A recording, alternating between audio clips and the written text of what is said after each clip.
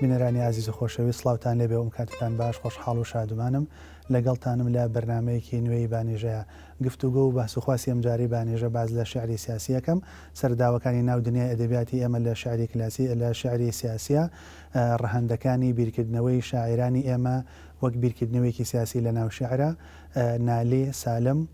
و هەروەها ئەحمەدی خانی حاجی قادری کۆیی گفتوگۆی ئەم پرسەکەم لەگەڵ زۆر بەڕێز دکتۆر سامان عیزەدین نووسەر و مامۆسای زانکۆکە بەڕێزیان توێژەرێکی وردی نێودنیای ئەدەبیاتن کا گتۆریان سڵاوت لێبێ و زۆر بەخێر بیت. سڵاو لێ زۆر سپاس. مشتو مڕێکی باشی بە دوای خۆیان هێناوە شعری سیاسی لە توێژینەوەکانە زۆر باس کراوە کەم تا زۆرێک لەگەڵ پەیدابوونی هەسینەتەوەی ئێمە و جۆرێک لە با بڵێن مەترسەکانی سەرنەتەوە و شناس و ئەنەشا بەردەوام دووبارە ئەگرێتەوە کەم تا زۆرێک چ لە توێژینەوەی ئەکادمی و دەرەوەی ئەکادمیاشە باس کراوە ئەمەوێ بپرسم گرنگی شعری سیاسی و ئەهمیەت و بایەخەکەی و هەر بەڕاز ئایا ئێمە شعرێکی جدی تایبەتمانەیە ناوی شعری سیاسی و جیاوە جیاکرێتەوە لە ژانرەکانی تر و پەیوەندی و دراوسێتی نێوان شعری سیاسی و شعری نیشتیمانی و بەرەنگاری و ئەمانە و چەند پرسی تر گەنگەشە پێدێن بە تابێت لە سەردەمێکاکە بە جۆرە لە جۆرەکان سەردەمی شێخ مەحموودی نەمر و جۆرێک لە هاوڕێیەتی و دۆستاتی لەگەڵ شاعرانی وەکو زێوەر و پیرەمێرد و حەمدی و ئەم باسم درێژە پێدەم بزانم تاکوێ ئەگەین ئەمەوە پرسەکەم لەوە دەست پێ بکەم یەکەم جار چۆن ئەتوانین پێناسی شعری سیاسی بکەین ئەتوانین لە قاڵبێگیا تێگەیشتنەگەیا لە پێناسەیەکی دیاریکراوە دای بڕێژین. سەرەتا زۆر سوپاس بۆ مامۆستا سوهەیب بۆ ئەم دانیشتنە لەسەر شعری سیاسی سوپاس بۆ تەلەڤیزۆنی پەیام بۆ ئەم بەڕێزانش کەماندووە بن لەگەڵمانە. دەست خۆش بێ مقدمەیەکی جوانت پێشکەش کرد لە ڕاستیە شعری سیاسی لە ناو ئەدەبە بە شێوەیەکی گشتی پێگەیەکی دیاری هەیە. زۆر جارەوترێت سیاست و ئەدەب دووشتی زۆر جیاوازن سیاست بەو دەڕەقی و سیاست بەو هەموو میکانیزم و تایبەتمەندی خۆیەوە ئەدەبیش بەو ناسی و ئەدەب بەو هەستە و سۆزە مەشاعیرانی تایبەت بەخۆیەوە ئەو جیهانبینی تایبەت بەخۆیەوە کە خەیاڵ زاڵە بەسەرە کە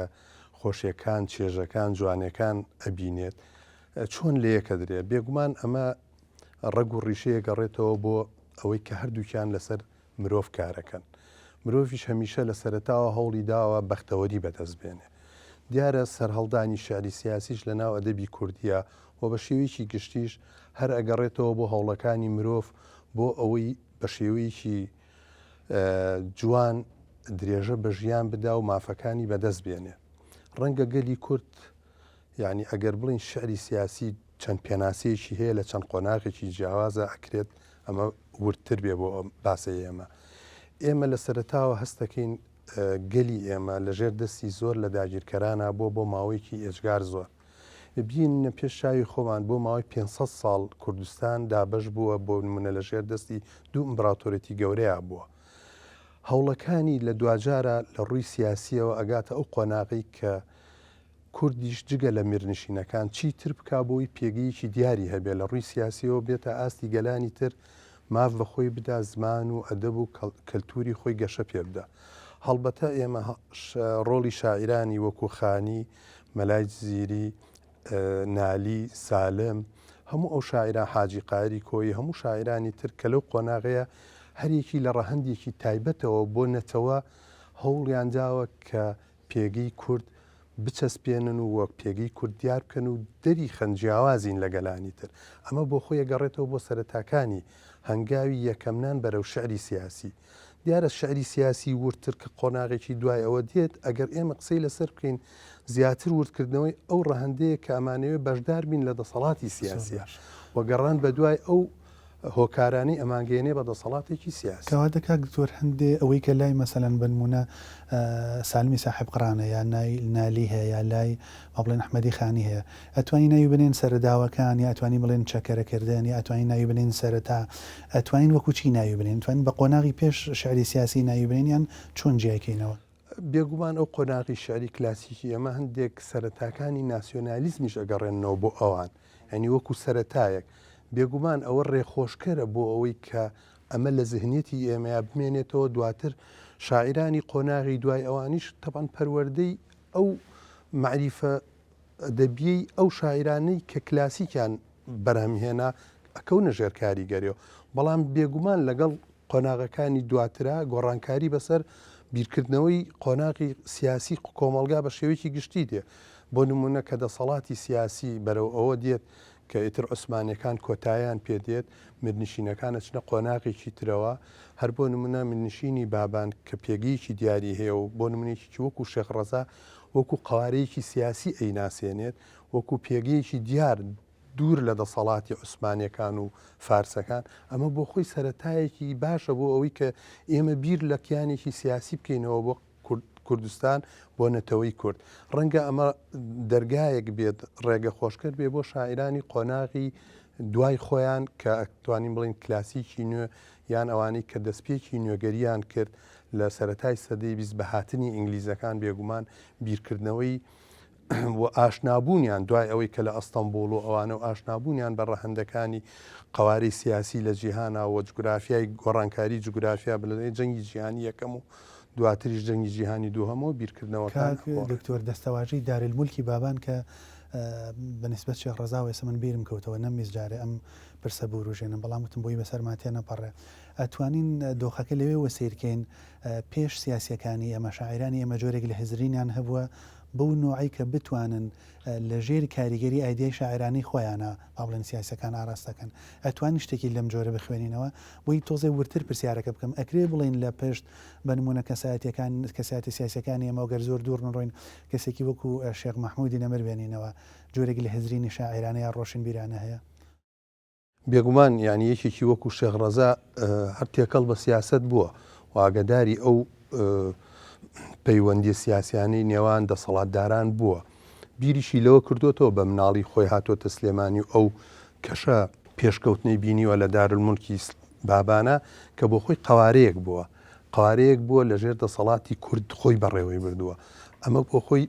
ئەی سەلمێنێ بیرکردنەوەیکی تایبەتی هەبووە و ئەمە ینی هانی ئەدا بۆ ئەوی بەردەوام بێت لەسەر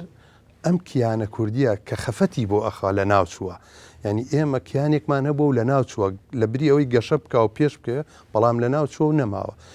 بێگومان لە دوای ئەوە هەستەکەی ینی کە دەوڵەتی عوسمانیەکان بەرەو نەمانە چن و ئینگلیزەکان دێنە ناوەوە ئەلێرەوە زیاتر مەسەرن کەسێکی وەکو شێخ مەحموودی نەمر کە پێگەیەکی ئاینی هەبوو و دەور و دەسەڵاتیشی هەبووە لە سەردەمی عوسمانیەکانە هاتوچۆی ئەستەمبوڵی کردووە ئاشنایەتیشی هەبووە بەوەی کە کوردیش پێگەیەکی هەبێت بەڵام زیاتر ئەوەی کاریگەری لەسەر شێخ مەحموود جێهێشتووە شاعیرانی ئەو سەردەمە بووە نزیکترین کەس لەوە بۆ نمونە پیرەمێردی شاعیر زێوەر ئەمانە کە هاوسەفەریشی بوون بەرەو ئەستەمبوڵ ڕۆیشتون کاریگەریان لەسەر بیرکردنەوەی نەتەوەیانی ئەو جێهێشتووە بۆیە بێگومان ئەو قۆناغە شعری ئەو قۆناغە لە خزمەتی دۆزی کووردا بووە لە خزمەتی بیری نەتەوەی یا بووە بەوەی کە شعری سیاسی بێتە قۆناغێک ئێمە توانین بینە سەر تەصنیفکردنی شعری سیاسیش باسی بکەین کە قۆناغەکانی چۆن بووە ئێمە تەصنیفێکشمان کردووە باشە ئوستاز هەر لە پاڵ شعری سیاسیا بۆی جارە زۆر دوور نەکەومەوە ئێمە کەم تا زۆرێک بەر شعری بەرەنگاری شەکەوین و لە ناوی شعری نیشتیمانیش و هاوکات لەگەڵیا جۆرێک لە ئەدەبیاتی باز دەکرێت کە پێوتێ شعری زیندانیا ئەدەبی زیندان پەیوەندیەکانیان ئەتوانین بڵێن شعری سیاسی دایکی هەمویانە یان شعری نیشتیمانیەکەوێتە سەر و هەمویانە و ئەوان بەشن لی چۆن بتوانین پۆلێنکاریەکی لەم جۆرە بکەین لەم نێوەندەیە خۆی هەموو قۆناغەکە ینی شعری جۆرا و جۆریە نەک وەک ژانرێکی سربەخۆ ینی ئێمە ئەتوانین بڵین قۆناغی یەکەمی شعری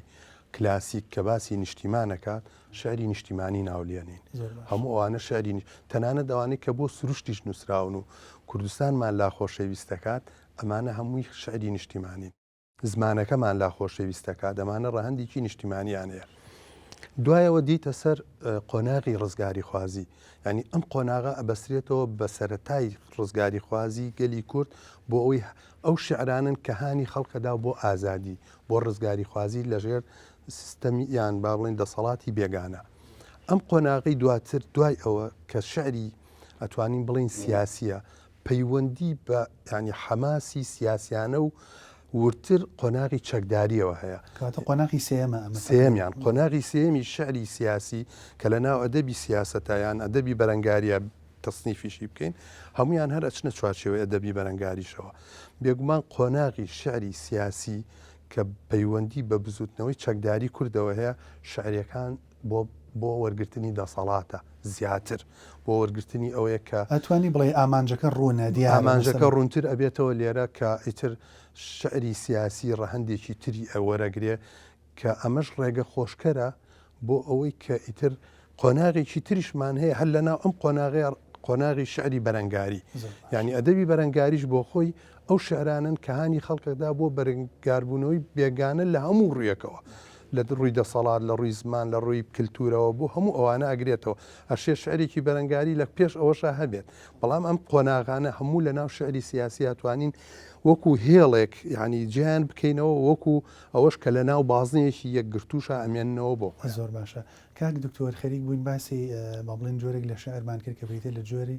شعری سیاسی کاتوان بڵێن بە قۆناغی سێم ناومان هێنا یا ناومان بێت لە ڕووی مێژوو بۆ کی بگەڕێنینەوە ئەگەر توڵزە جۆرێک لە داغگررتنی هەبێ بۆ سەردەمی شێخ مەحموود پێش ئەو دوای ئەو لەو سەر و بەندەیە و شاعیرەکان کێن هەموو ئەوانەی دەروبەری شێخ مەحموود بوون ئەوانەی دەنگی سیاسی دنیابینی شعری ئێمن لەو سەر و بەندەیە ئەتوانین بڵین سەرەتای شعری سیاسی وەکو هین بگەڕێتەوە بۆ سەردەمی شێخ مەحموود لەبەرەوەی بێگومان ئەویش سوپایەکی خۆی هەبووە هێزی خۆی هەبووە پەیوەندی بەو هێزە چەکدارەشەوە هەبووە کە هانی خەڵک بن بۆ بەرەنگاربوونەوە بۆ ڕاپەڕین بۆ شۆڕش لە دژی ئینگلیز و لە دژی داگیرکەرانی وڵاتەکەمان بێگومان ئەو قۆناغە وەکو سەرەتایەک شعری سیاسی و درێژەشە کێشێت توانین بڵین یەک ئیتر قۆناغ بە قۆناغ زیاد دەکات تاوەکو ئەگاتەوەی ینی بۆ نمونە لە 60ەکان لە 70ەکانە زیاتر گەشە بکات ئەی شاعیرەکان مەسەن پیرەمێرد زێوەر لەو دەوروبەرەیە دەنگی دیار جگە لە پیرەمێرد و زێوەر و مستەفا پاشا یا موڵکی مەسەلەن کەی ترمانەیە بۆ لە زەقی لە ڕاستیە ئەو شاعرانی ئەو قۆناغە زۆرن جگە لە پیرەمێرد و زێوەر مستەفای پاشایە موڵکی حەمدی کۆمەڵە شاعری تریش هەن ڕەنگە ئێستا لە خەیاڵمانانە بن کاریگەریان هەبووە لەسەر بیری نەتەوەیی هەموو بە شێوەیەکی گشتی تەنانەت پێم وایە بێنامەیەکی کەمال باپیرە ئەڵێ بۆ زێوەری نردووەڵێ من لە ڕێگەی شارەکانی تۆ ڕێچکەی نیشتیمان پەروەریم کرد یعنی ئەمە بۆ هەمویان هەر ڕاستە کاریگەری شاعران لەسەر بیرکردنەوەی نەتەوەیانە دوولایەنەیە هەم کاریگەری لەسەر جوڵانەوە کە جێشتووە هەمیش جوڵانەوەکە کاریگەری لەسەر ڕێچکەی شعری سیاسیەکی بەردەوام هاتۆ ڕۆژ بێگومان هەردوولایەن کاریگەری لەسەر یەکتری جێ هەڵن ئەوەی کە گرنگە ئێمە ئازانین یعنی ڕەفیق حلمین کە نزیک بۆ لە تۆفیق وهەبی ئەمانە کەسانی ئەدیب و نووسەر بوونە و تەنانەت شێخ مەحموود زۆر بایەخیشی پێداون و هەمیشە بردوونیەتی لەگەڵ خۆیان بۆ مفاوەزات تەنانەت کاتێک کە تووشی کێشەش بووە بۆ لەگەڵ ئینگلیزەکانە بۆ ئەشکەوتەکان هەر ئەوانی لەگەڵ خۆ بردوونە و ڕۆژنامەکەی لەوێ دەرکردەوە بۆ ئەوەی درێژە بە وتاری سیاسی قۆناغی خۆی با لەو سەردەمەیە کامە یعنی سەرکردەیەکی ئابە و شێوەیە بیر لەوە بکاتەوە شاعران ئەحمەد موختار بەگیجاو بێگومان هەر لە سەرەتاوە لەگەڵیا بووە ئەمانە کاریگەریان تەنانەت کەسێکی وەکو شکری فەزلیش هەر کاریگەری هەبووە لەسەر شێخ مەحموودی نەمرووە ئەوکە ئەمڕۆ ڕووی لە هەورازە سەرژینەکە شارە وردەی بۆ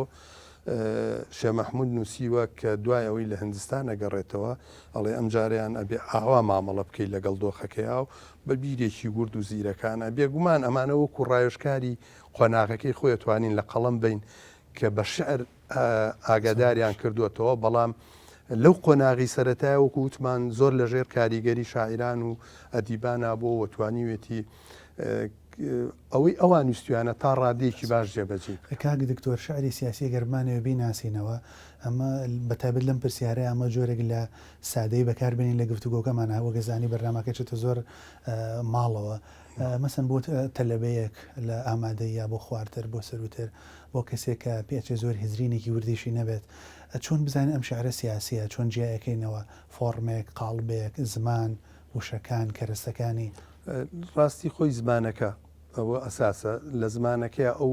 دەلالەتانی کە هەڵێگرێ ئەو شانە ڕەهەندێکی سیاسی پێبەخشێ و هەمووشیان بۆ قۆناغێکی دیاریکراوە ئەگونجێن ڕەنگە هیچێک لەو کێشانی شعری سیاسیەوە بێت کە چێژی تیا نابینێ ئیلا پەیامێکی ینی فکری تایە ئەو کەس ینی دایمەن هانیش ئەیە بۆ ئەوەی کە جۆرێک لە زمانێکی حەماسیشی تایە ینی جۆرێک لەوەی تایە و هەندێک جاریش نەقدا ڕەخنە ئەگرێت ئەو ڕەخنانش هەر هەندێکی سیاسیان لە پشتەوەیە بێگومان بۆ باشکردنی دۆخەکەیە ڕەنگە ئێمە ئەو شارانەی کە لەو قۆناغەیە نووسراون هەمویان هەر لە یەکەم دیێڕەوە ئاماژە بەوە باکە ئەمە شتێکی سیاسی لە پشتەوەیە یان بۆ پامێکی دیاریکراوە ئەکرێ لە ڕووی زمانەوە ڕوو لە دەلالەتی وشەکان و ئەو مەدلولانێ هەیەە بزانین ئەمە شارێکی سیاسی و بابەتێک نووس کاک دکتۆر پەیوەندی بەوە هێمە شاری سیاسی زۆرمانەیە بە چەمەگەلی جۆرا و جۆر تا قۆناغی سیاسی هاتی و ناومان ناسیە قۆناغ ئەگەر چی دوایەوە شاری بەرەنگاری ژەوە دواتر پێچێت تا سەردەمی ڕوانگە و پاش ڕوانگەر بە جۆری جیاواز دەربکەونەوە پەیوەندی بەوە هەیە کە ئێمە شوناسێکمان نەبووە قوارێکی تایبەتمان نەبووە یان ئەوەندەی ئاگاداری بێت لە دەوروبەری خۆمانە مەسەن لای عەرەبەکان لای فارسەکان بە نزیکانی خۆمان شعری سیاسی لە دەوروبەرەکەشدا و ئەهمیەت و بایەخی هەیە ینی حاڵی حاضری ئەوەیە وێسومان لە ڕێگەی شعری سیاسیەوە دادی بێ وڵاتی خۆمان بکەین یان لە ناو ئەدەبیات دۆخە هەر هەیە بێگومان یعنی یەکێک لەو کێشانی کە توش کورد بۆتەوە هەوڵدان بووە بۆ لە ناوبردننی یان بۆ لاوازکردنی ئەمانش بێگومان ئەم شاعرە کە هەستی نیشتیمان پەروەریان لە کەسانی ئاسایی من ئەڵێم زیاترە بۆیە درک بەمە ئەکەن و ئەم لایەنە ڕەنگەداتەوە لە شێعرەکانیانە ئەمەش ئەبێتە هۆی خوڵقاندنی گوتاری مانەوەی کورد لە شێعرەکانیانە ئەو گوتاری مانەوەیە لە نالیەوە هەیە لە حاجی قاری کۆیەوە هەیە پێشتر لە خانیەوە هەیە قۆناغ بە قۆناغ ئەم گوتاریمانەوەی ئەگۆڕێت و ئەم گوتاریمانەوەیە ئەوەیە پەیوەندی بە کیانی سیاسی ئەمەوە هەیە لەبەر ئێمە هەمیشە مەترسیەکانمان لەسەر بووە ئەم شاعیرانە هەستاون ئەدەبیان بار کردووە بە پەیامێک لە هەندی حاڵەتە ئەرکی ئەدەبیش نییە ئەم پەیامە ببینێ بەڵام بە ناچاری ئێمە دۆخێکی تایبەتمان هەبووە پەنامان بردووە بۆ ئەم جۆرە لە شێعر و کاریگەریشی بێگومان لەسەر هۆشیاربوونەوەی خەڵکەکان دەستخۆش کاگتۆر ناکرێت باسێکی جدی لەم جۆرە بکەین و بیرمان بەلای جۆرێکی لە میدیای ئەو کاتەوە هەبێت ئەگەر گونجاو بێ ناوی بنێ میدیا ڕۆژنامەگەری کوردی لەو سەروبەندەیە ڕۆڵی وتارنووسەکانی ئەو کاتە حتا شاعیرەکان بارودۆخی ڕەخنەی جوابدانەوەی شعرێک و گفتوگۆ و جۆرێک لە منازەرە و ڕەخنەگرتن ئەگەر پرسیارەکە ئاوا کورتکەمەوە ڕۆژنامەگەری کوردی لەو سەردەمەیە و پەیوەندی بە شعری سیاسیەوە توانین ڕۆڵێکی لەو جۆرە بدۆزینەوە بێگومان ئەوە پرسیارێکی زۆر جددی و بەجێیە کاریگەری ڕۆژنامە زۆر ینی کاریگەریەکی ئەجگار زۆری جێهێش لەسەر بیرکردنەوەی خەڵک بە شێوەیەکی گشتی ئێمە نابێ بیرمان بچێ کاتێکە لە هەستەمبول ینی لە 1990 کە ڕۆژنامەی کوردستان دەرەچێەوە ژمارەیەکی زۆری لێ بڵاو بێتەوە ئەگاتە زۆر شوێن ئەمە بۆ خۆی کاریگەریەکی معریفی نەتەوەیی ئەمانە جێهێڵە لەسەر خەڵکەکە و لەلایەکی کەرەوە ئەو شعرانی کە لە ئەستەمبول بڵاو بوونەتەوە و لە گۆڤارەکانی و لە ڕۆژنامەکانی ئەو کاتەیە لە 1970 بەدواوە ئەوانە هەمووی هەر کاریگەریان هەبووە ڕەنگە تێگەیشتنی ڕاستی لە ساڵی 1970 بۆ 1970 لە بەغا کاریگەریەکی ئەجگار زۆری جێشتوە شکری فەزلی و میجەرسۆن بردویانە بەڕێوە و شعری شاعرانی ئەو سەردەمەیان تیا بڵاو کردوتەوە شعرەکانیشیان هەر شعری سیاسی بوونە هانی خەڵکیان داوە بۆ خۆشەویستی کوردستان هانی خەڵکیان داوە بۆ ئەوەی کە زمانەکەی خۆش بێ هانی ئەویان ناوە کە بە کوردی بنووسن لە مەودووە ینی ئەوە هەوڵێکی زۆر جددی بوو بۆ ئەوەی کە ئتر لە مەودووە کورد بە زمانی کوردی بەرهەمەکانی خۆی بنووسێ لە 1970 جگە لەوە لە بەغاش ئەوە دەرچوو دواتریش لە 1920 بەدواوە لە 19 لە سلێمانی ئەو هەوڵانەی ڕۆژنامەکانی سەردەمی ئینگلیز کاریگەری هەبوو لەسەر بەرەو پێشبوونی شعری سیاسی لە قۆناغەکە و دواتریش گرنگە کاگتۆر ئەمەوێ زۆر ینی بابەتەکەم زۆر بەلاو بەچێژ و هەم بە سوودیش و زۆر گرنگیشە بەلامەوە ئەمێ ورتر پرسیار بکەم دەربارەی ئەوەی جاری وهەیە تۆ شاعیرێکە دەیە مەرج نییە خۆی حەزورێکی سیاسی هەبێ لە ناو پرۆسەیەکی سیاسی یا شۆڕژگێڕی یا چەکداریە و لە هەمان کاتە هاوکات ڕێگەکەوێ شاعیرەکە خۆی لە ناو پرۆسەیەکی زیندوی سیاسی چالاکی شۆڕژگەڕیانە ئەکرێ ئاماژە بە پیرەمێرد بکەین ئەکرێ ئاماژە بە خودی شەخ مەحموود بکەین زەرورەتی ئەوەی کە کەسێک خۆی حزورێکی واقعی لە ناو دۆخە شۆڕژگەڕیەکە هەیە و هاوکات شاعریشە کاریگەری لەسەر شۆڕشەکە و کاریگەری لەسەر ڕاستەقینەی شارەکان ئەمەوێ ئەوە تۆزەگی لەسەرەوە بوەسین ناوبڕێ گۆرەگرم و دەست پێەکەینەوە بینەرانی خۆشەویست ناوبڕێ گۆرەگرم و دێمەوەلاتان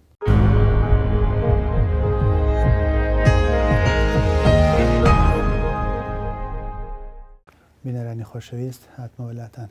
کاگێک دکتۆری بەڕێز لە پێش ناوبڕەکەەوە باسم لە و جۆرە لە شاعر کرد یان بە جۆرە لە هزرینی شاعری کرد شاعرەکە خۆی حزورێکی شۆڕژگەڕانەی هەیە جۆرێک لە ئامادەی هەیە لە ناو جوڵانەوەکە یا بزافە سیاسیەکە و هاوکات خۆشی شاعرە کاریگەربوون بەمە جۆرێک لە ڕازگویەتی جۆرێک لە دڵنیایی جۆرێک لە هونەرمەندێتی لە ناو شاعرەکە ڕەنگەداتە و هەم خۆشی ئەکاتە با بڵێن چالاکێکی سیاسی زۆر باش قسەت لەسەرمانە چی ئەگەر ئاگامان لە پرسەکان بێ مەسەن لای پیرەمێرد حتا لای کەسێکی وەکو شێخ مەحموود بەڵێ شێخ مەحموود خۆی شاعر بووە و هەندێک شعریشی هەیە و چاپیش کراوە بە ناوی نوربەخشیەوە برای بە ڕێزمان مامۆستا عومەر مارف بەرزنجی لە چاپی داوە بە چاپی گەیاندووە بێگومان پیرەمێرد خۆی لە ناو واقعەکە بۆ حەمدی هەموو ئەو شاعر مستەفا پاشایە مڵکی عارف سایب هەموو ئەوانە ئەحمەد موختار ئەو شعرانە لە هەست و سۆزێکی قوڵەوەیە لە خەمیکی قوڵەوەیە بۆ پرۆسەکە بۆ دۆزەکە بێگومانەوەتر ئەگەر هەستێکە یان سۆزێکی ڕاستەقینە لای کەسەکە دروست بێت دقێکی ڕازگۆش بەرهەمتێت دقێک ینی هەتەنانەت لە ڕووی کێش و سەرواوە لە ڕووی مۆسیقاوە حتا لە ڕووی ناوەڕۆکەوە تایبەتمەندیەکێ بێ ینی وەکو خۆی لە ناو معاناتەکە ژیا بێ بە واقع چاوی بە دیاردەکانەکەوێ هەڵسەنگاندنیەکی ئەوە نییە بڵێ هەر عاتیفانە بێ بەڵکو هەڵسەنگاندنیی واقعانەکە ئەمە کاریگەری جێ هێڵێ لەسەر ئەوەی کە ڕازگویانە مامەڵە لەگەڵ دۆخەکەکە و بۆیەش زۆر جار بیری شاعیرەکان لەو قۆناغەیە ئەبێت بە ئاوێنەیەک بۆ ئێمە ئێستا بیخوێنینەوە بۆ ئەوان شاعر هەمیشە ڕازگۆیە ڕەنگە لەگەڵ مێژونووسە جیاوازیەکی لەوەیە بێ جاری وایە بێ مێژونووس هەندێک شت بە مەبەست دەستکاری بکە یاخۆ جۆرێک لە کاریگەری شتێکی لەسەر بێ و بەو شێوازی کە ئێوێ بەو شێوازە دایڕێژێتەوە بەڵام شاعیران بە هەستێکی پاکەوە قۆناغەکە ئەڵێن تەنانەت ینی ڕازگویانە ئەوەی لە ناخیانە ئێڵێن بۆ نمونە هەر لەو منتەڵەقەوە سەیرەکەی پیرەمێرد لەسەر ئەوەی کە شعرێکی نووسیوە ڕازگویانە نەقدێکی شێخ مەحموودی کردو لێ عاجز بووە دیسانەوە ئەحمەد موختاربەگی جاف هەڵوێستێکی هەبووە جۆرێک لە عاجزی کەوتۆتە بینیانەوە ڕەنگامە بۆ حەمدیش هەروە بێ حەمدی شاعیرش دیسانەوە ڕەخنەی لێگرێ کە ینی ئەم ڕەخنەگرتنانە ڕاستەقی ینی ڕووی ڕاستەقینەی قۆناغەکەمان پیشانەدا کە ئەمە بۆ ئێمە ئەرکەکە ئاسان کردووە کە شاعیرێک هاتووە ئەمەی بە شێعر بۆ ئێمە تۆمار کردو کەواتە کاک دکتۆر توانین بڵێن بڕێک لە مێژووی ئێمەش لە ناو دەقە شاعیرەکانە ململانێکان سەرداوەکان بەڵێ بەڵێ ینی زۆر جار ئێمە ناچارین بگەڕێنەوە بۆ بەرهەمی شعری شاعران بۆ ئەوەی بزانین لەو قۆناغەیە ژیانی ئێمە چۆن بووە و زۆر جارەگەر بچین زۆر ینی بۆ نمونە ئێستا شعری نالی و سالم کاخوێنینەوە وێنەیەکی تەواو ینی تەواو لە 100% نا بەڵام وێنەیەکی زۆر باشمان بۆ دۆخی مننشینی بابان و لە ڕووی کۆمەڵایەتی و لە ڕووی فکری و لە ڕووی بیرکردنەوەەوە بۆ دەرەکەوێت کاک دکتۆر کاتێ باز لە نوێگەریەکرێت لە سەردەمی پیرەمێرد و شێخ نووری و گۆران و ئەوی کە بە نوێخوازی کوردی ناوەبرێن ئەڵێن بەشێک لە هزری نوێخوازیەکەیان لە ئودەبای فەزجیئاتی کۆمەڵی کازیوەی ئایندەی تورکەوە وەرگتووە لای تۆفیق فکرێت و جەلال ساهیر و عەبدولحەق حامید و ئەوانە هیچ سەرداوێکی لەو جۆری شعری سیاسی ئەدۆزینەوە لە ژێر کاریگەری شاعرانی دەرەوەیە بە یەک ڕاست پەیوەندی بە دیوە ناوخۆیەکەی خۆمانەوە شعری سیاسی ڕەنگە تایبەتمەندی خۆی هەبێ هەر گەلەو بە جۆرێک چۆن تعبیری لێکات بەڵام هاتنە ناوی سرود پەیوەندی بەوە ڕۆشتنی ئەو شاعرانی ئێمە بۆ کە بۆ ئەستەمبول چوون زێوەر و هاوڵانی کە شعری سرودیان داهێنا ئەوە ینی هەت تەنانەت جاریوە ئاوازەکەشی نزیکە لە ئاوازی تورکەکانەوە ینی شعری نیشتیمانی ئەوان شعری سرودی ئەوان کە وەریان گرتووە بێگومان ێستا لە خەیاڵم نایە لە خەیاڵمان نییە بەڵام دڵنیام لەو لایەنەوە کاریگەری تورکەکان هەبووە لەسەر بەرهەمێنانی کەواتە مەوزوعی سەفەر و کۆچ جۆرێک لە ڕۆشنبیری و گواستنەوە حتمەن کاریگەری هەبووە لەسەر بێگومان. باشە کاک دکتۆر لە پرسێکی وەکو شعری سیاسی هەمیشە باس لەوەیە کرێ زۆر جار لە ناو شعری سیاسی ئمە هوتاف کێشانمانەیە ئەم جار و هوتافانش زۆر جار گرفت لەوە دروستەکەن کە ئەم شعرە شعرێکی کاتی بێ بە پێی سەردەمەکەی بگۆڕێ و نەمێنێ وەک چۆن بڕەنجار باز لەوە ئەکرێت لە ناو ئەدەبی فێرکاری ئێمە شعری دیداکتیکی با بڵێن هەست و سۆزی کەمە کەمترێکەوێتە بەرواتای شعرەوە ئەم پێناسەیە ئەم دیدگایە ئەم بۆچون و ڕوانگەیە ئەتوانین بێگیشتێن بەسەر شعری سیاسیشە یان نا لە ناو شعری سیاسیشە جۆرە لە شعرێت توشتی با بڵێن تۆکمەی تابەتمەندێتی هەیە لە ئێستاە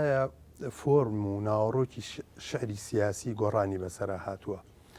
لە ڕاستیە شعری سیاسی ئێستا ئەبێت جیاواز بێ لە قۆناغی پێشووترە ڕەنگە ئەو جۆرە شعرانش هەبن کە هوتافی سیاسین یان گوتارەکەیان لە خزمەتی ئایدۆلۆژیایەکی تایبەت شابێت بەڵام شعرێکی سیاسی کە لە خەمی گوتاری نەتەوەیی و گوتاری مانەوەی کوردابێت ئەوە ڕەهندەکانی قوڵترە ڕەنگە ئێستا هەندێک لە شعرەکانی بۆ نمونەیەکێکی وەکو فایق بێکەس ئەوەی کە بۆ مێجەرسۆنی نووسی و لە 27 ساڵەکە یان نووسیوێتی ئەوە شعرێکە ینی سیاسیە بە مانای کەلیمە ڕەخنەیە ینی ئەم شعرە بمێنێتەوە وەکو تۆمارێکی مێژووی ئەگەر چێژیشی نەبێت و معریفەیەکمان پێبەخشێت بەڵام شعری سیاسی لە قۆناغەکانی دواترا بە تایبەتیش ئەگەر بێت و بۆ قۆناغی دوای هەفتاکان باسی بکەین دوای ڕوانگە شعری سیاسی ئەچێتە قاڵبێکی ترەوە ڕەهندێکی قوڵتر وەرەگرێ بێگومان ئەم شعرە سیاسیانی کە لە هەفتاکانە ئەنووسرێت مەبەستی خزمەتکردنی دۆزی کووردە بەوەی کە لە دۆخێکی خراپ پایە ئاگادار بکرێتەوە یا هوشیار بێتەوە و ڕەنگە ئێستا قاڵبی شعری سیاسی ئێستا گۆڕانێکی زۆر گەورەشی بەسەرا هات بێت ڕەنگە ئەو شعرانی کە جۆرێک لە ڕەخنن کە جاری وا هەیە ئەچنە قاڵبی دابڕان لە نیشتیمانیشەوە ڕخنەیەکی واگرێوانش هەر شعری نیشتیمانی و شعری سیاسیشن بەڵام ڕەشببینیشی تایە ئەیبینیت جۆرێک لە ڕەشببینی تایە جۆرێک لە بێ ئومێدبوونی تایە بەڵام لە هەمان کاتیشە ئەوە شعرێکی گرنگە پێگەیەکی دیاری هەیە لە ناو با بڵێن ڕێچکەی شعری سیاسیە چکم بۆ بە ئاگاهێنانەوەی قۆناغەکەی لە مەترسیەکان کە تۆ بە شعری سیاسی ئەتوانی ئەمە ڕوونکەیتەوە ڕەنگە هەندێک کەس بڵێ بۆ ئەم شعرە ناوبرین شعری سیاسی ئەمە جیهان بینیکی قوڵە ڕەنگە ئەمە دقێک بێ هەڵگری زۆر شت بێت یەکێک لەو لایەنانی کە بۆعدێکی تیا خوێنیتەوە لایەنە سیاسەکەی کاک دکتۆر ناکرێ باز لە شعری سیاسی بکەین و باز لە دۆخە سیاسیەکە نەکەین یا باز لە کەسە سیاسەکان نەکەین جا ناوێنێن ڕابەر خاوەن دەوڵەت چوزانم چی ئەو چەمکانی کە لە ناو با بڵێن ڕۆشنبیری سیاسی ئەمەیان باسمان لە وەگەر کە بە جۆرە لە جۆرەکان شێخ مەحموود جۆرێک لە بێتاقەتی لەگەڵ هاوڕەکانی دروستە بێ اینجا لەسەر چی بۆ ئەوە نازانم وردەکارەکەی مەسەن تۆ لە سەردەمێکە شێخ مەحموود هەیە و بڕێک شاعرت هەیە ڕێگەی بۆ خۆشەکان یان قسەی بۆ ئەکان یان سەرنجی ئەدەنێ و هەمان کات ڕەخنەشی لێگرن ئەکرێت لە سەردەمی پاشترا کە لە سەردەمی ڕوانگایە مەسەلەن تۆ شێرکۆ بێکەست هەیە ڕەخنە ئەگرێ شعر ئەنووسێ و ئەمانە گوێگرتن یا بە گوێگرتنی سیاسیەکان یا گەڕانەوەی سیاسەکان بۆ شاعیرەکان ئەوەندەی ئاگاداربی ئەم پەیوەندیت چۆنە مەسەلەن جۆرێک لە بەگوێگرتن هەیە یان جۆرێک لە پشتگوێ خستن هەیە ینی شاعیرەکان هەرەوەی شعریان نووسیوە و ئیتر چوتە قاڵبی فەرامۆشیەوە یا جۆرێک لە هاوکاریکردن هەیە جۆرێک لە پراکتیزەکردن هەیە لە دۆخەواقعەکە دەست خۆش بێ وەڵام من بە قسەیەکی گۆران ئەمێ وەڵامەکە بەمەوە و بیبەستمەوە بە قسەی ئەو ئەڵێ ئەدەب جیهانێکی زۆر تایبەتە هەموو ئەو شتە ئاجباتیانی لە دنیا هەیە لەسەر ئاستی زانستی لەسەر ئاستی سیاسی لەسەر ئاستی قەبات شۆڕش هەمووی سەرچاوەکە یەگەڕێنێتەوە بۆ ئەدەب ئەڵێ ئەدەب سەرچاوی هەموویەتی لێەوە لە خەیاڵخانەی ئەدەبەوە هەموو شتەکان سەرچاواگرن ئێمە سوود لەوانەگرین وەرەگرین بۆ ئەوەی کە چی بکەین هەنگاوەکانمان و ئەم قسەیە بەڵێ بۆ سیاسیەکانیش هەڕاستە سیاسیەکان سوود لە پەیامی یان لە گوتاری ئەدیبەکان و نووسەرەکانە وەرەگرن ینی هەر با دوور نەڕۆین ینی کاریگەری ئەوەی باسمان کرد شێخ مەحموود ئەوە بەڵێ کاریگەری کۆماری مەهاباد ڕۆشنبیرانی قۆناغەکەی زۆر لەسەر بووە ینی زۆر لەوانی کە لە دەوری قازی محەممەد خۆی خوێنەوار بووە ئەدیبێک بووە حتا ئەوانەی لەگەڵی بوون هێمن هەژار هەموو ئەوانەی کە لەگەڵی بوونە کەسانی ئەدیب و ڕۆشنبیر بوونە زۆرمان هەن لەو قۆناغێ و دەستیشیان بۆ کردو ئەوان کاریگەریان هەبووە لەسەر بەڕێوەبردننی دەوڵەتەکە کۆمارەکە و دواتر کاگەڕیتەوە بۆ قۆناغی حتا بۆ هەڵگیرساندنی شۆڕش لە کوردستانی باشوور پەیوەندی بەو گوتارانەوە هەیە کە بۆ نمونە ینی وەکو ئەوانی کە دروستبوونی حزبی سەرەتا بوون ئەدیبەکان بوون ئەنی ڕەفیق هەلمی بووە نووسەرانی تری ئەو قۆناغە کە دەستیان پێ کردووە دڵدار بووە زۆربیان حتا برای مەحمەد بۆ نمونەیەکێ بۆ لەوانی کە دەوری هەبووە لە گوتاری سیاسی قۆناغەکەی خۆی شاعیر بووە خۆی دواتر کەسێکی ڕۆشنبیر بووە ئەمانە هەمووان کاریگەریان هەبووە لەسەر ئەوەی کە کاریگەری جێبێڵن لەسەر قۆناغە سیاسیەکە و سەرکردە سیاسیەکانی بەڵام لە قۆناغی شێ مەحموودا جۆرێک لەوانەیە لە هەموو قۆناغەکانە هەما ڕاست بێ ئەنی باز لەوە ئەکرێ شێ مەحموود لە کۆتاییە کە زۆر لە ڕۆشنبیران و شاعیرانی قۆناغەکەی لێ تەکیەوە هۆکارەکەی ڕەنگە بەجۆ نەکردنی ئەوە بوو بێ ینی نەک بەجۆ ینی دەرچوون بێ لەو ڕەوت و بیرکردنەوەی کەم شاعرانە ویستویانە بەو ئاراستەیە بڕە ئێمە ئازانین هەندێک جار تابعێکی جۆرێک لە خیاڵەتی و هەندێک جار جۆرێک لە بیرکردنەوەی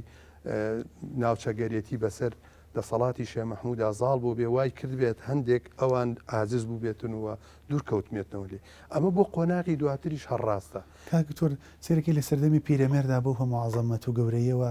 ناوناتۆری بۆ دروستەکرێ و دوورە پەرێزەخرێ و هەستەکەی چاوە سیاسیەکە چاوێکی بەوەفانیە لەگەڵیا بۆ گۆرانیش هەستەکەی بڕێکجار ڕاستە هەتا لە سەردەمێکی نوێ شێرکۆبێکەس بەو هەموو مانوبوونە و سەرێشە و بەکەرەستەکردنی داروبەردی کوردستان لە ڕێگەی شعری نەتەوەی و نیشتیمانی با بڵێن بەرگری و ئەوانەشە جۆرێک لە تۆران دروسە بێ و ناوێن دواتر خۆی ئەڵێ ئێستا کچێک نیشتیمانمە لە باتی بڵێ نیشتیمان بەڵێ هەست بە جۆرێک بێوەفایی ئەکرێت خۆی سەرچاوەکە گەڕێتەوە بۆەوەی هەمیشە ئەو کەسانێک کە جیاواز بیرەکەنەوە و هەڵگری معریفەیەکی تایبەتن لە کۆتایە بن بە جۆرێک لە قوربانی بۆ ئەو دۆخەکە لە ساڵحی ئەوان نابێت و بێگومان بێوەفایەکەش ئەوەیە کە ئەو ڕێچکەی ئەمان ئەیانوێ بیگرن گۆڕاوە لە چاو ڕێچکەکەی ترا ئەیانوێ ئەم کەسانە هەر لەسەر ئەو ڕێچکەی قاڵبەی جاران بڕۆن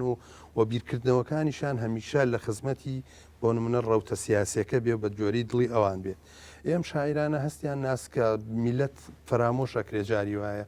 خەباتی خەڵکەکە لەبەر چاو ناگری ئەو قوربانیانی داوێتی سیرەکەن وانە خوێنی شەهیدەکان سیرەکەی لە بیر چوونەوە ئێ باشە ئەمە هەموو بێ بە نەقەت ئەم نەقدەش کەسانی هەستیار نخبەیکە ئەم نخبەیەش بێگومان لە کۆتاییە بێ بە قوربانی و ڕەنگە ئیتر ئەو پێگەیی جارانی نەمێنێ هەر بۆیە بە ڕێزت باسی شێرکۆبێ کەسی شەکەی لە قۆناغی ئێستاە و زۆربەی لە شاعیران دیارەکانمان یعنی ئێستا ئەو ڕۆڵیان پێ نادرێت کە ئەمانەخە خزمەتێکی ئێجگار زۆری زمان و ئەدەبی کوردیان کردووە زمانی معریفەی ئێمەیان کردووە بیری نەتەوەی ئێمەیان کردووە لە سەردەمێکە ئەم شاعیرانە ڕۆڵیانە بووە لە تێکۆشانی خەباتی سیاسی ئێمە و لە هاندانی خەڵک بۆ خەبات بۆ چوونە دەرەوە و بەرهەمەکانیان و گوتارەکانیان و شارەکانیان لە دەرەوە لە ئێزگەکە خوێندراوەتەوە لە هەموو ئێزگەکانی خەباتی کوردایەتیە کاری پێکراوە بەڵام ئێستا دێ بە بیرکردنەوەیکی تڕەخنە بگرێتەوە لەوانەیە قوبۆڵ نەکرێەوە جۆرێک لە بۆیش پەشیمانە بێتەوە وەکو وتمانجاری وا هەیە پەشیمان بوونەوەیەک تووشی ئەبێ بێ ئومێدبوونێک تووشیانە بێت و ئێستر هانا بۆ بیرکردنەوەیکی ترە با لەو کاکتۆر ئەوەندەی ئاگاداری توێژینەوەکان بم ڕەهندێکی وردی هەم دەرونی هەم زانستی بەڕێکجایش ڕەهندێکی فکریان تایە من ئیسفادەم لێ کردوون و بەکوتم بەرجۆرێک لە وردی کەوتم ئەم پرسیانم بۆ گرنگە لە دیدگای بەڕێستەوە جاری وهەڵێن سیاست هوەرە یان زانستە یان جۆرێک لە لۆژیکە و بڕێک پێناسەی لەم جۆرە لە سەردەمی ئەفلاتۆن و ئەرستۆل و سەردەمی یۆنانە بڕێک گلەی لە شاعیرەکانەکرێ ئەڵێ باز لە شتێکەکەن کە خۆیان بە عملی نایکەن یان نایزانن ئەرسۆ باز لەوە کاڵێ هۆراز باز لە شەڕەکە و لە شەڕ نازانێ چوزان بڕێک چەمکی لەم جۆرە هەر بەڕاست شاعیرەکان دەتوان پێشبینی سیاسی بکەن ئەو هێزەیان هەیە ئەو قوتیان هەیە ئەمە چۆن لێک بینەوە لەوانەیە یەکێ لە پاساوەکانی سیاسەکانیش ئەوە بێ بۆی جۆرێک لە باڵانس ڕابگرێ نەگەر بکرێ شاعیرەکان پێچێ نتوان ئاگان لە دۆخی سیاسی بێت چونکە محتە من بە قەزیە هەست و سۆزەوە ڕاستەکەی بەشێکی ینی سیاسی نییە لە بیرکردنەوەیوانە بەڵام خەنێکیان هەر لایە ئەم خەمە وای لێ کردوون کە تێڕوانینی سیاسیشیان نەبێت ینی ئەمە ئەوە ناگەیەنێت لە ڕاستیە سیاست ینی ئیشی سیاسیەکانە بەڵام شاعر ڕاستە شاعرە بەڵام بیری سیاسیانش کاری لێەکە ینی ڕەنگە بەشێک لەو هەڵوێستەی کەوەرێکرێ کاریگەری ڕەوتی سیاسی و کاریگەری پێگەی سیاسی ئەو قۆناغی لەسەر بێ بۆیە وابیرەکاتەوە ینی ئەوان بە هەڵوێستەکانیان بە چیە ینی شەرت نییە ینی هانی خەڵک با بۆ شتێک ئەبێ خۆشی ئەو ئەمە هەڵوێستێکە ئەی نوێنێ بۆ هاندانی خەڵک بۆ ئاگاداربوونەوەی خەڵک بەڵێ لە قۆناغێکا گرنگە ئەمیش لە خەباتەکەی هاوبەش بێت ڕەنگە ڕخنە لەو شاعرانە بگیرێ بڵێ خۆیان بەشدار نین لە قۆناغەکەیەوە لە دوورەوە هانی خەڵکیان ناوە ڕەنگە بوترێ بۆ نایەنە ناواقعەکە بەڵام بەشێکیان واقعەکەشیان جێنێشتووە ینی تۆ ئەگەر بینیتە پێشچوی خۆشەر نییە هەموو کەسێک لەژێر دەسەڵاتی ڕژێمێکا بێت ئەم کەسە ینی هەڵوێستی نیشتیمانی نەبێت ڕەنگە هەر هەوڵەکانی بۆ نووسینی شعر و هوشیارکردنەوەیان بە زمانێکی تایبەتی ئەوە بۆ خۆی جۆرێک بێ لە خەبات یعنی ئەچێتە خەباتێکەوە کە ئەویش بڕای بۆ هەیە بە قەڵەمەکەی خەباتی خۆی بکات لە پێناوی ئازادی گەلەکەی زۆر بەدڵم بوو زۆر ورد بوو کاک دکتۆر باسمان لە سەردەمی نالی کرد سالم و هەروە ئەحمەدی خانی و پاشتر بۆ شاعرانی دەوروبەری شێخ مەحموود و بە خێرایی گوزەرێکیشمان کرد سەر ڕوانگە و سەردەمی شێرکۆ بێکەس لە سەردەمی ئەمڕۆیە دۆخی شعری سیاسی ئایا ئێستاش ئێمە پێویستن بە شعری سیاسیە و ئایا ئەگەر چەمکەکە ڕاست بێ وانایی برێن شعری سیاسی مۆدی ماوە لە سەردەمێکا کە هێشتا لەوانەیە وەکو قەوارە باشووری کوردستان جۆرێک لە مابڵێن سەر بخۆی هەوێ بۆ نیشانە پرسیارانە و بۆ ترسانێکی ئێستا لە سەرینی ئەگەر گونجاوێ بڵێم ئەرکی شاعرانی ئێستا یان ڕۆڵی شعری سیاسی لە ئێستا گرنگ نییە چۆنە دۆخەکە ئەوەندەی باڵێ ئێستا لە دۆخێکە ئاژین خوێنەر بە شێوەیەکی گشتی بەرەو ئەوە ناڕوە چێژ لە ئەدەب وەربگرێت بەداخەوە ئەماڵێ هەر بۆیە شاعرانی ئێمەش ئێستا بە قاڵبێکی کە بە فۆرمێکی کە شعری سیاسیە نووسن ڕەنگە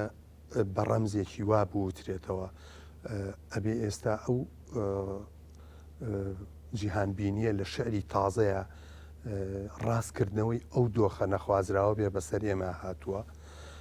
ڕەنگە ئەو شعرە بچووکانەی کە ئێستا بەهای کۆیان بە کورتی لە شعر هاتوون ئەو ڕەهەندەیان تیاابێ و هەندێکیان ڕەخنن و هەندێکیان تەنز ئامێزن بە جۆرێک شعری سیاسی ئێستا ئەنووسرێ بۆ بە ئاگاهێنانەوەی با بڵین دەسەڵاتدارانی سیاسی کورد بۆ ئەوەی دۆخەکە لە بەرژەوەندی خەڵک چاکەن ئەنی ئێستا بۆ ئەوە ناهانی خەڵک نادان ڕزگاری بێ و دیفاع لە زمانەکەی بکا و ئاگادار بێ لە چەسانەوەی نەتەوایەتی و ئەمانە نییە ئێستا بەنسبەت باشووری کوردستان بەڵێ باشووری کوردستان ئێستا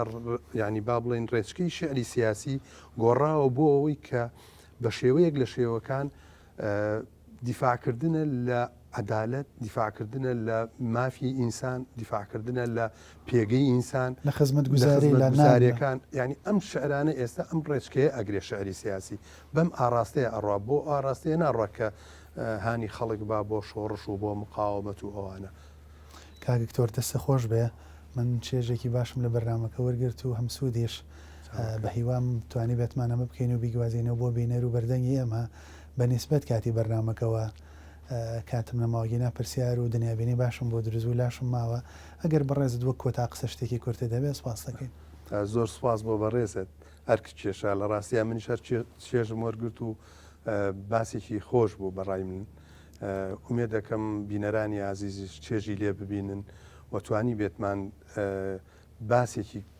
گرنگمان خست بێتە ڕوو کە سوودی هەبێ بۆ ئەدەبی کوردی و بۆ نەتەوەی کورد زۆر سواز بۆ ئێوە و دەستان خۆش دەستی بەڕێزی شت خۆش بێ و زۆر سواز کە ئەو کاتە پیرۆزی خۆتە بە ئێمە بەخشی لەو سەرقاڵی و جەنجاڵی وانەوتنە و مەشغەڵەتەی خۆتا و منیش هەروەها زۆر سواز دەکەم بینەرانی عزیز خۆشەویست هاتمە کۆتای هەڵقەی ئەم جارەی بەرنامەی بانێژە کە باسکردن و لە هەندێک سەرەداوی شعری سیاسی لە باشووری کوردستانە بە میوانداری زۆر بەڕێز دکتۆر سامان عیزەدین نووسەر و مامۆسای زانکۆ تا بەرنامەیەکی تر و کاتێکی تر تا تەندروست بن بەخوای گەورەتان ئەسپێرم.